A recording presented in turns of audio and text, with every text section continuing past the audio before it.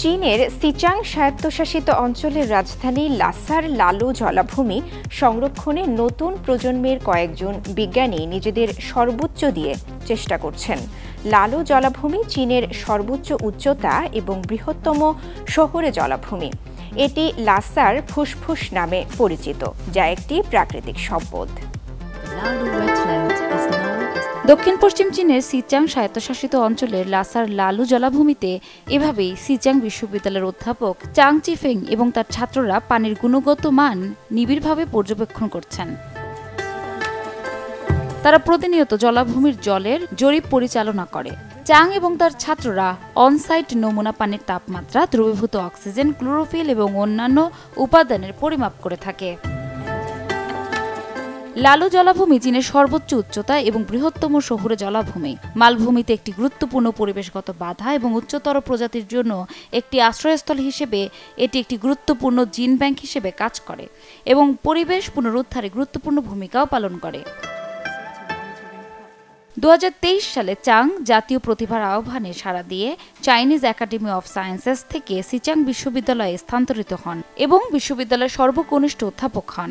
Beijing থেকে নতুন সরঞ্জাম এবং ধারণা নিয়ে তিনি Lalu wetland field observation station প্রতিষ্ঠার তত্ত্বাবধান শুরু করেন। 2024 সালে এই অঞ্চলে স্মার্ট সংরক্ষণের এক নতুন যুগের সূচনা হয়।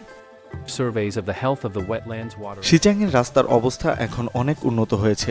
প্রথম দিকে রাস্তাগুলি এখনকার মতো ভালো ছিল না। আমার মনে আছে 2010 সালের দিকে উত্তর জিজাংয়ের একটি হ্রদ অনুসন্ধান করতে গিয়েছিলাম। আমরা পুরো 5 দিন রাস্তায় কাটিয়েছি।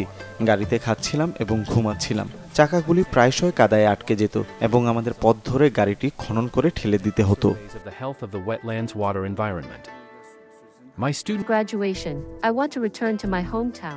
স্নাতক করার পর আমি আমার শহরে ফিরে যেতে চাই এবং বিজ্ঞান জনপ্রিয়করণে জড়িত হতে চাই।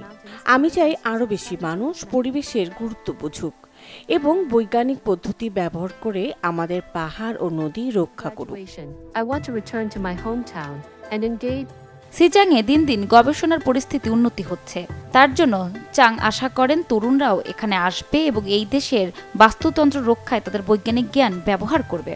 তার ছাত্রদের নিয়ে এভাবে এগিয়ে যাওয়ার লক্ষ্য তার।